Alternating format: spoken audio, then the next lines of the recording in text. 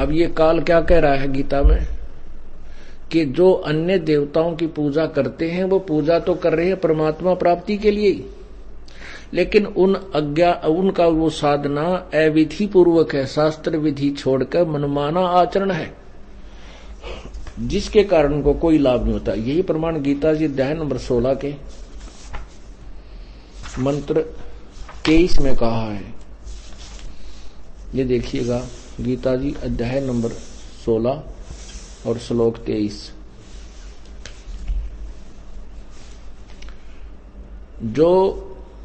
जो पुरुष शास्त्र विधि को त्याग कर, अर्थात जो अविधि पूर्वक साधना करते, जो शास्त्र विधि को त्याग कर अपनी इच्छा से मनमाना आचरण करते हैं, वह न सिद्धि को प्राप्त होते हैं, न परम गति को और न सुख को ही। अब क्या बता दिया, ये स्पष्ट कर दिया कि जो अन्य देवताओं की पूजा करते हैं वो शास्त्र विधि त्याग का मनमानी पूजा है, शास्त्र विधि विरुद्ध, मतलब अविद्या पूर्वक है। और वो साधना स्पष्ट कर दी गीता जी अध्याय नंबर 16 के मंत्र 23 में कि ऐसी जो साधना करते हैं उनको न तो कोई सुख होता है, न कोई सिद्धि प्राप्त होती है, न ही उनकी परम गति होती है, अर्थात व्यर्थ। गीता जी अध्याय नंबर 17 के प्रथम मंत्र में अर्जुन ने प्रश्न किया कि हे कृष्ण, क्योंकि वो कृष्ण मान रहा था उसको, वास्तव में वो काल था, श्री कृष्ण नहीं थे, वह श्री कृष्ण के शरीर में बोल रहा था वो काल। क्या पूछा कि हे अर्जुन, हे कृष्ण, अर्जुन पूछ रहा है कि जो शास्त्र विधि त्याग के, अर्थात शास्त्र विरुद्ध साधक जो हैं उनके कैसे स्वभाव होते हैं। अब क्या बताते, इसे भी क्लियर हो जाएगा कि वो किसकी पूजा करते हैं, शास्त्र विरुद्ध साधक, शास्त्र विधि विरुद्ध साधक। अब देखिए गीता जी अध्याय नंबर अथा सप्तदशोध्याय प्रथम मंत्र। हे कृष्ण, जो मनुष्य शास्त्र विधि को त्याग कर, अर्थात मनमाना आचरण श्रद्धा से युक्त होकर देव आदि का पूजन करते हैं और देवताओं की पूजा करते हैं, उनकी स्थिति फिर कौन सी, सात्विक अथवा राजसिक या तामसी। अब यहां दूसरे मंत्र में 17वें अध्याय के में उत्तर दिया है गीता ज्ञानदाता ने, मनुष्यों की वह शास्त्रीय संस्कारों से ही रहित केवल स्वभाव से उत्पन्न, मनमाना, मनुष्यों की वह शास्त्रीय संस्कारों से रहित केवल स्वभाव से उत्पन्न मनमानी पूजा, श्रद्धा सात्विक और राजसी और तथा तामसी, ऐसे 3 प्रकार की होती है, उसी को मुझसे सुन। क्या बताया है, ये भारत सभी मनुष्यों की श्रद्धा उनके अंतःकरण के अनुरूप होती है। यह पुरुष श्रद्धा में, इसलिए जो पुरुष जैसी श्रद्धा वाला है स्वयं भी वह वैसा ही है। अब आगे देखिए 4 में क्या कहा है कि जो सात्विक पुरुष हैं, ये 17वें अध्याय का 4था श्लोक है, सात्विक पुरुष देवों की पूजा करते हैं, जो शास्त्र विधि त्याग के मनमानी पूजा करते हैं, जो व्यर्थ है, उनकी स्वभाव कैसा है, सात्विक पुरुष जो ठीक सी आत्मा के हैं वो देवताओं की पूजा करते हैं, और थोड़े से निकम्मे टाइप के और राजस पुरुष यक्ष और राक्षसों की पूजा करते हैं। उनसे भी निम्न सत्र के जो तामसी हैं मनुष्य हैं, वे प्रेत और भूतों की पूजा करते हैं। लेकिन है ये सारी शास्त्र विरुद्ध। पुण्यात्माओं, यदि हमारे को थोड़ा सा भी ज्ञान हो तो हम तुरंत ही उस अपनी अविद्या पूर्वक साधना को तुरंत त्याग देंगे।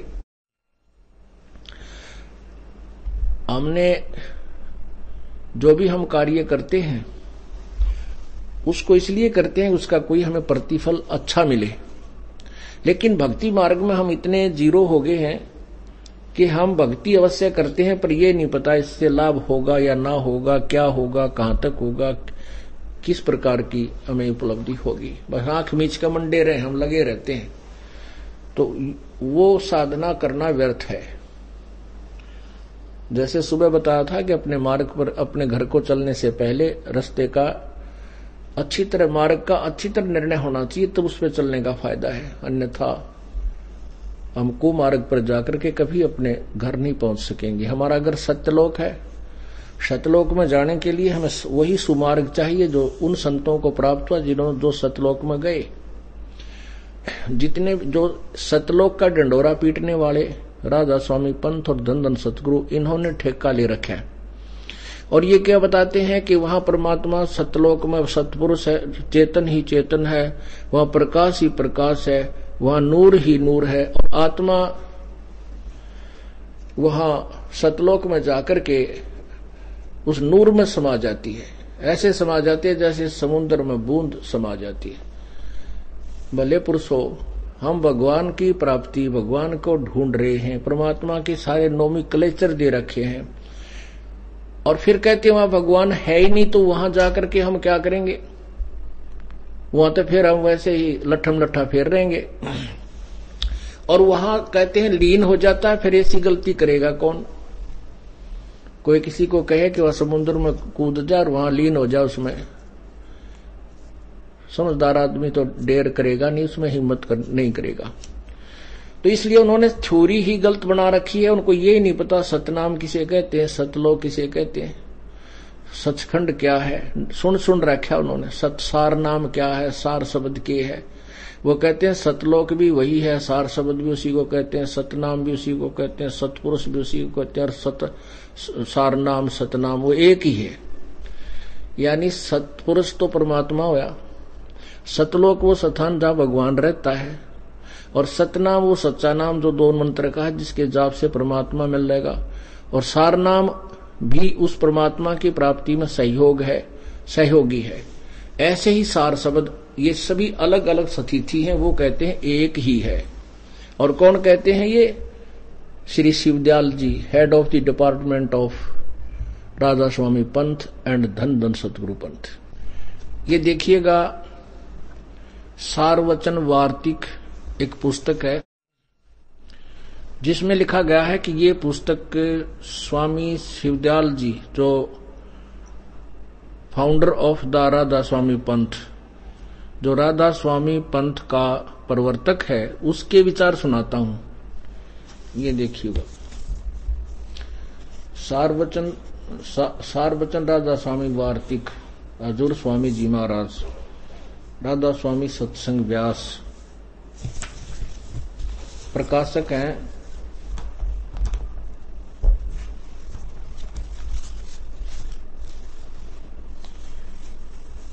जगदीश चंद्र सेठी, सेक्रेटरी राधा स्वामी व्यास सत्संग व्यास, डेरा बाबा जयमल सिंह।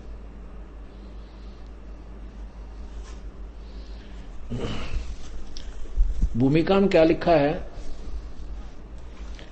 सारवचन राधा स्वामी वार्तिक हजूर स्वामी जी महाराज के वचनों का संग्रह है। ये वचन सत्संगों तथा अन्य चर्चाओं के दौरान सत्संगियों ने नोट किए थे। स्वामी जी महाराज के परम धाम से धारने के कुछ वर्ष बाद इनका संग्रह करके पुस्तक के रूप में छपा गया। सन 1902 में बाबा जयमल सिंह जी महाराज ने सारवचन राधा स्वामी वार्तिक को पहली बार गुरमुखी लिपि में छपवाया था आदि।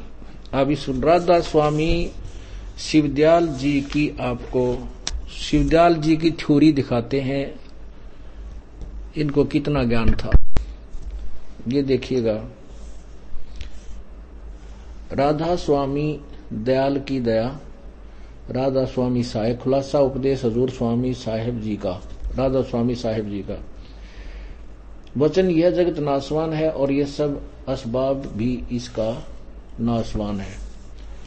यहाँ क्या लिखा है? सिर्फ काम इतना है कि इंसान यानी मनुष्य अपनी सूरत यानी रूह को उसके खजाने और निकास यानी मुकाम सतनाम और राधा स्वामी में, मुकाम सथान राधा स्वामी बोला इसने, सथान राधा सतनाम, सतनाम को सथान कहा है, सथना सथान मुकामन सथान सतनाम और राधा स्वामी में पहुंचावे। ये 14 पृष्ठ पे, आगे नीचे देखो, वचन नंबर 3 में लिखा है कि जितने आचार्य और महात्मा और अवतार और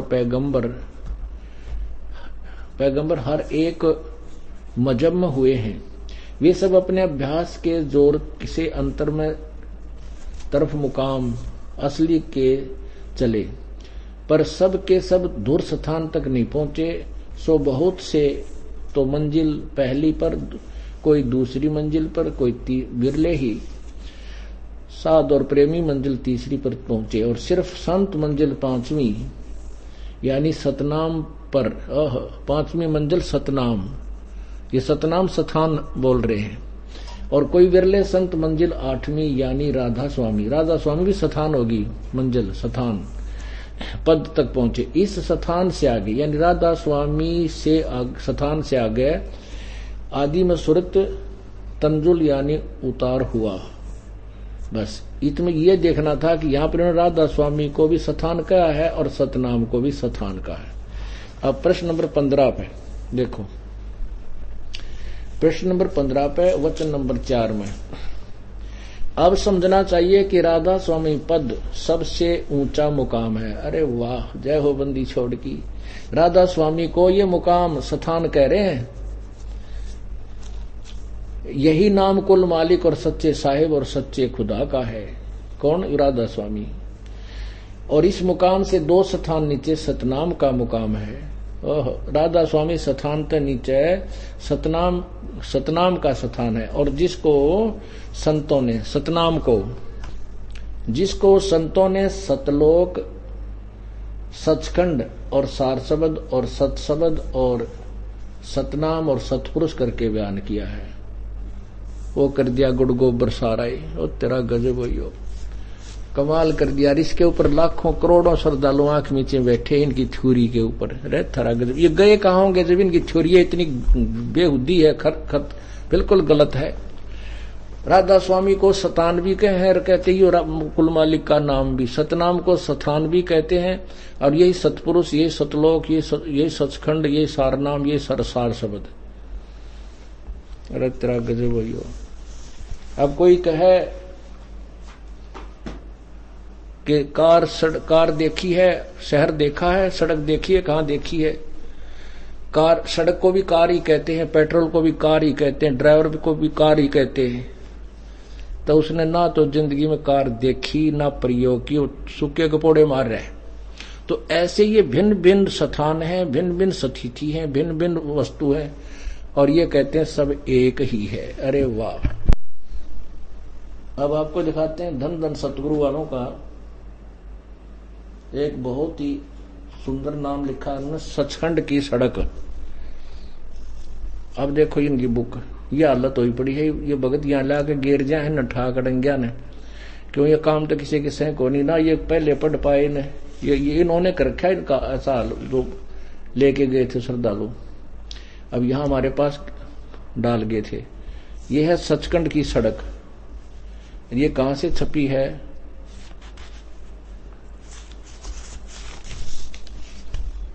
ये छापने वाले हैं हजूर महाराज सतनाम सिंह जी। दूसरी बार सतनाम सिंह जी, डेरा सच्चा सौदा, सिरसा, हरियाणा से। और इसके अब देखो 226 पृष्ठ पे, ये देखिएगा 226 पृष्ठ पे सचखंड की सड़क, शब्द नंबर 20 का इन्होंने अनुवाद किया है। अलख अनामी आया सारे देश छोड़ के जी छोड़ के, मैं आया तेरे लिए प्यारे देश छोड़ के। इसका कहा है त्रिलोकी, स्थूल, सूक्ष्म और कारण तक की सारी रचना काल निरंजन की है। संतों का देश सचखंड या सतलोक है, वही सत्यपुरुष या आदि पुरुष का स्थान है। अब यहां तक तो ये ठीक बोल रहे हैं, ये बाद में सुनी सुनाई। वह अजर अमर अविनाशी और सदा एक रस है, वहां चेतनता ही चैतन्यता है, प्रकाश ही प्रकाश है सचखंड में। नीचे के पिंड तक की कुछ कुल रचना का आदि और अंत वही है। उसी को, किसको? देखो, संतों का देश सचखंड या सतलोक है, वही इस सचखंड को यानी सतलोक को क्या कहते हैं? उसी को सतनाम, सतशब्द और सार शब्द कहा जाता है। अरे वाह। अब सतलोक को कहते हैं, सतलोक को सतनाम, सतशब्द, सार शब्द, उसी को कहा जाता है।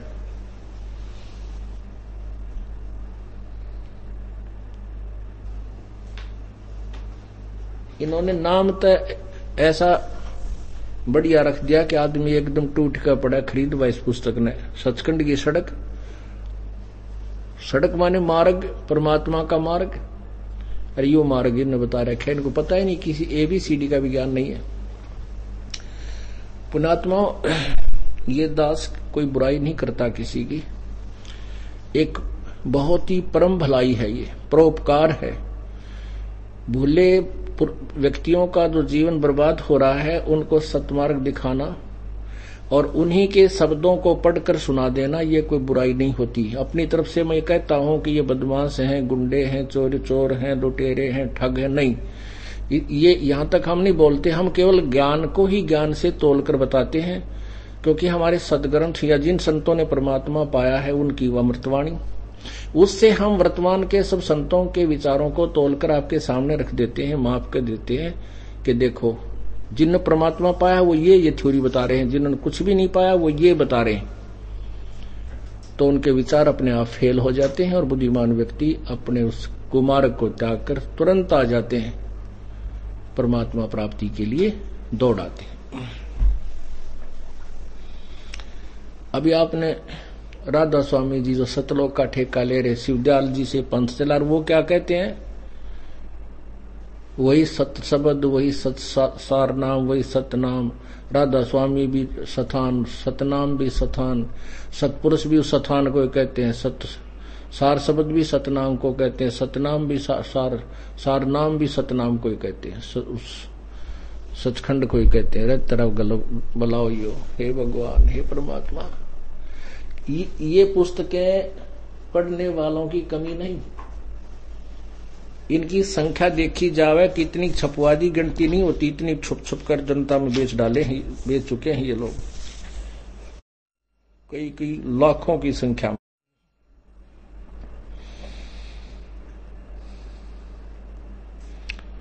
एक पुस्तक में लिखा था कि ये पुस्तक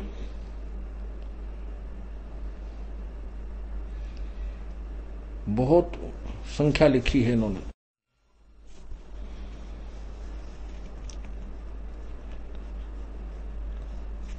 तेरा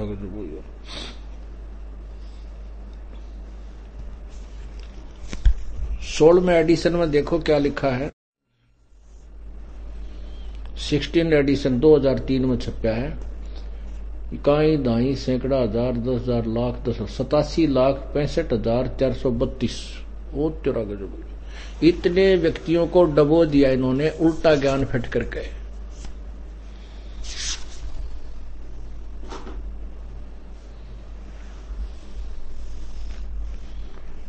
पुण्यात्माओं, प्रसंग चल रहा है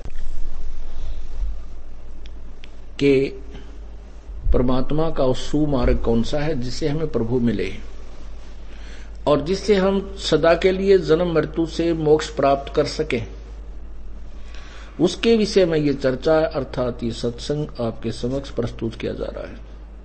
इसमें साथ साथ सदग्रंथों को दिखाना अनिवार्य हो गया है, क्योंकि सदग्रंथों के बिना हम निर्णय नहीं ले सकते, क्योंकि निराधार कोई वस्तु है तो उसका अस्तित्व नहीं होता।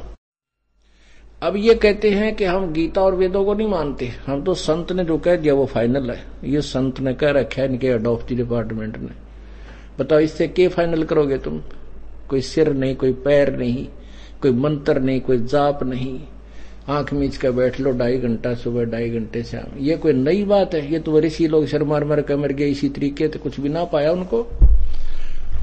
हजारों वर्षों तक ये साधना करते रहे।